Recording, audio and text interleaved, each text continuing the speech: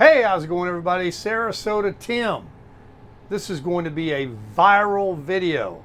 How to sear a ribeye steak in a stainless steel pan and come out to be the best steak you ever ate in your life.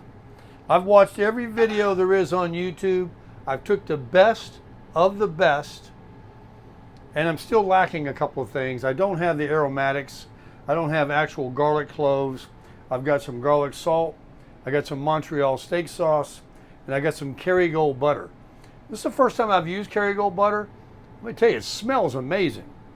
But the first thing you want to do is take your steak out of the refrigerator a good 30 minutes to an hour. These people talk about 30 minutes. Hang on a second.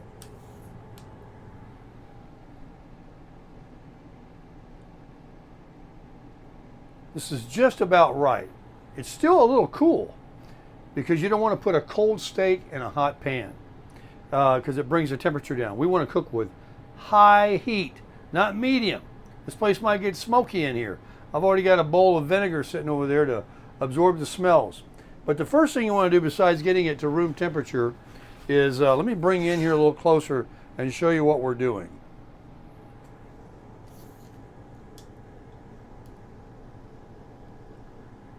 We're going to actually pat this steak dry with paper towels. Okay? When a dry steak cause a problem. No good. No moisture. Take paper towel. Dry it off. Okay? Then you want to use a good high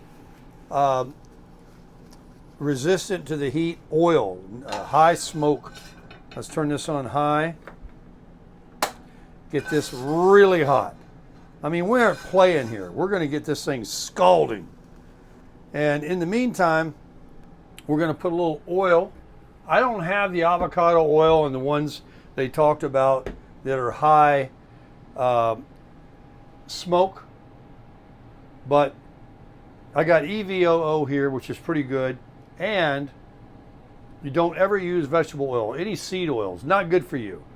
So we're going to get this pan hot. It's going to take 2 or 3 minutes to get it really, really hot. We want to hear that sizzle.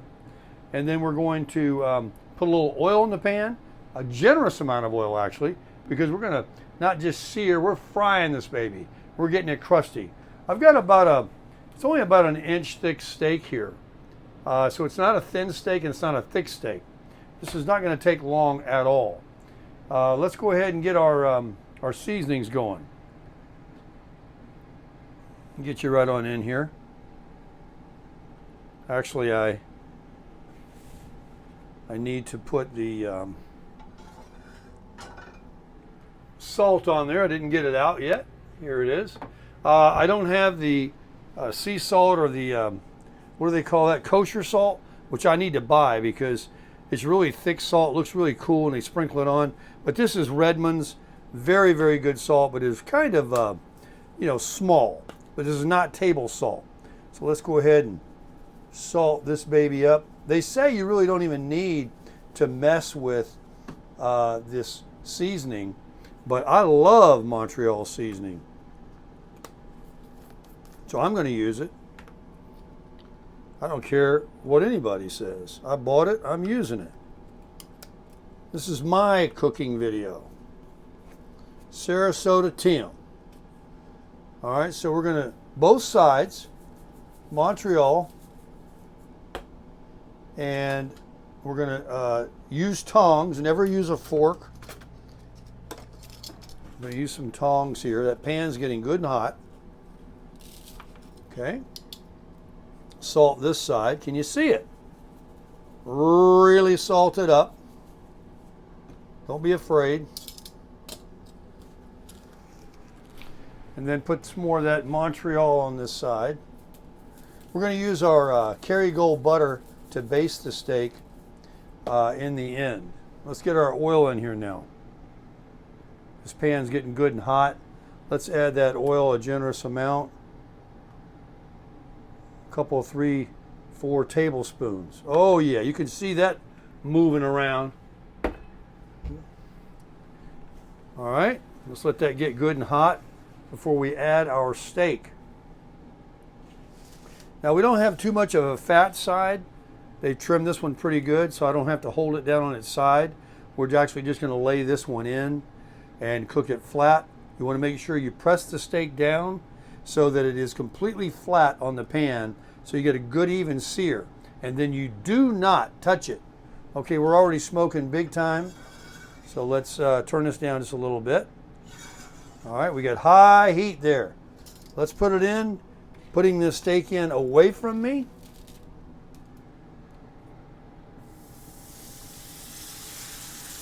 Let's just pat it down so we got a good sear, and then don't touch it. And we're going to let that sit in there for about 2 minutes. 2 minutes. Let's get the door open already.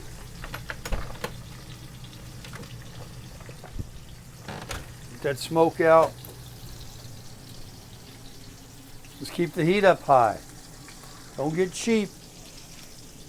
Yeah, it's pretty good. You guys see it all right? All right. Man, this is going to be good. I might only need 1 minute. But don't touch it. It's very important. And then I watched a video where a guy said it's a myth not to turn the steak but once. Turn that steak every 20 to 30 seconds, letting it cook on that super high heat evenly on each side. That's why George Foreman grills work so good. So we're going to just let this get that good sear, and we're going to do another minute, and then we're going to start flipping it every 20 to 30 seconds. This steak won't take long. It's not a real thick one. Let's get back in here on the video so you can see it. Hang on. I want you in there good. There we go. Now, it's been about 1.5 minutes. Let's grab the pan and let's see what kind of sear we got.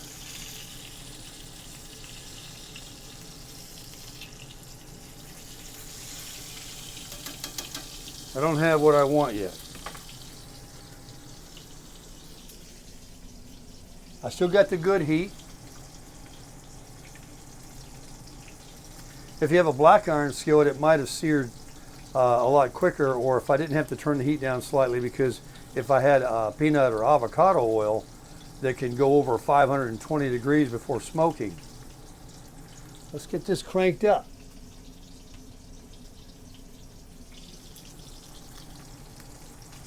You can start to see on the bottom down here when it gets a little bit of a crust.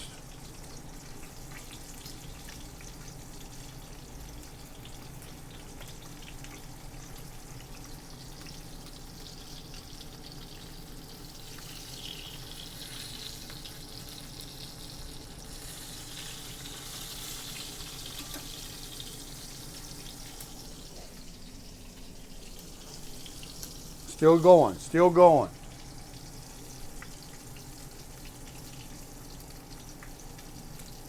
Like I say, you'll be able to see on the edge there.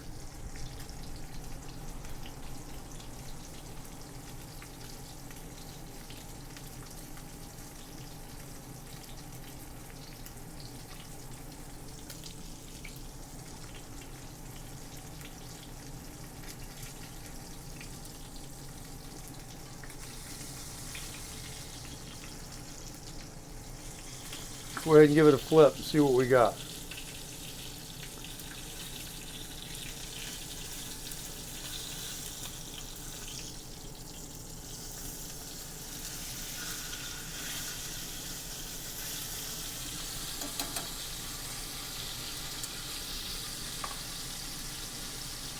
Not too bad.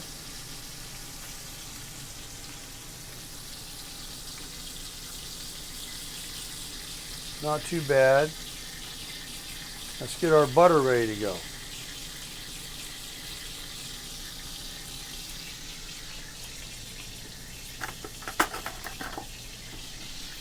We're going to use a generous amount of butter. How about that right there?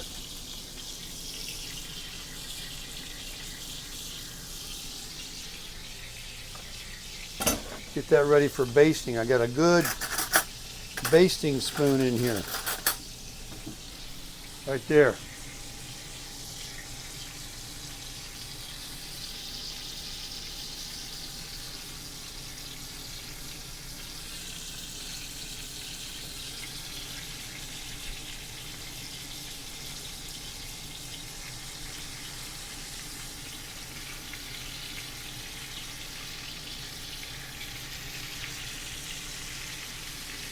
Let's add the garlic butter or garlic salt.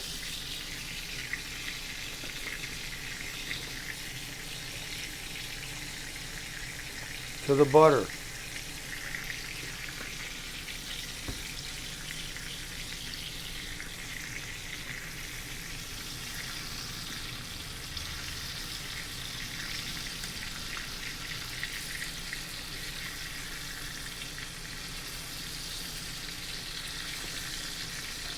We'll be turning this in a minute.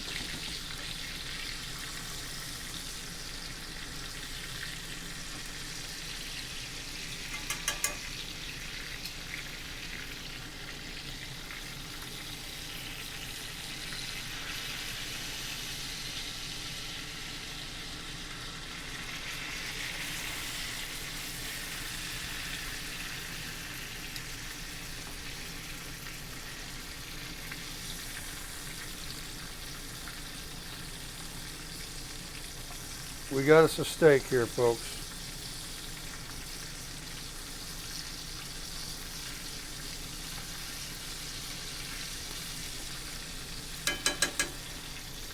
Gonna give it another turn now.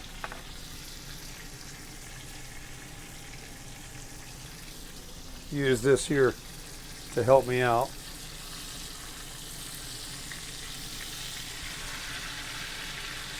Nice and easy.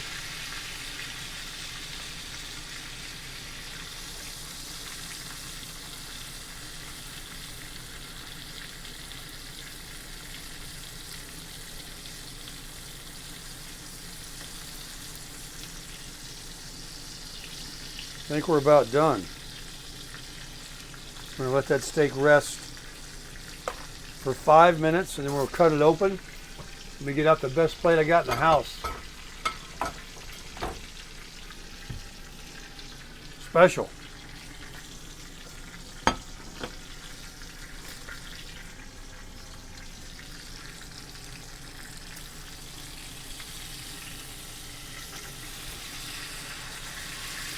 Huh? One more basting, let's take it out.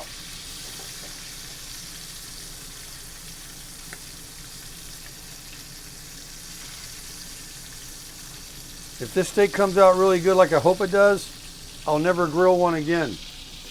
It'll strictly be, that steak is done. Might be overdone.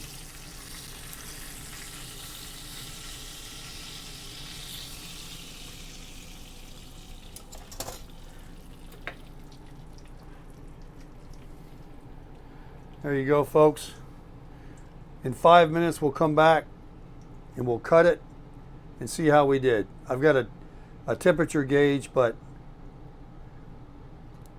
that feels perfect right there for medium rare. 5 minutes. It's 3:33. We'll see you back here at 3:38.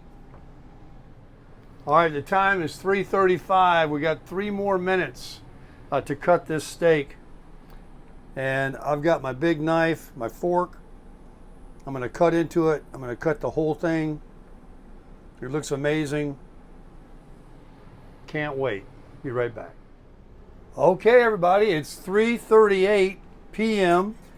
110 degrees outside here in South Florida. And let's just cut into this steak and see how we did.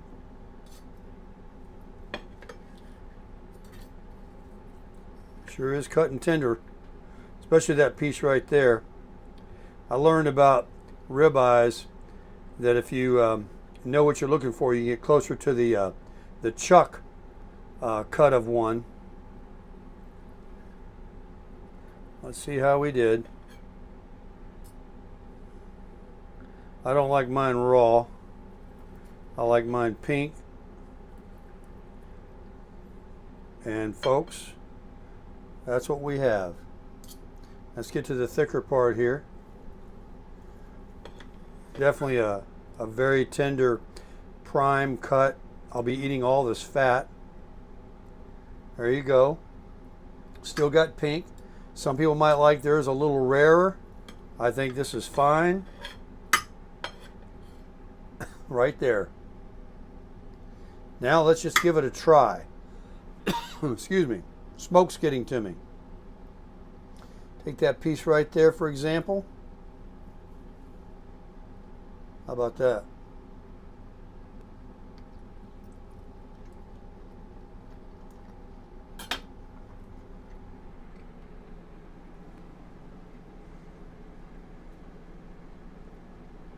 Because it has that crunch, you know it's delicious. I'm sitting here picking this other piece. Sorry. We got a little fat right there. Mmm.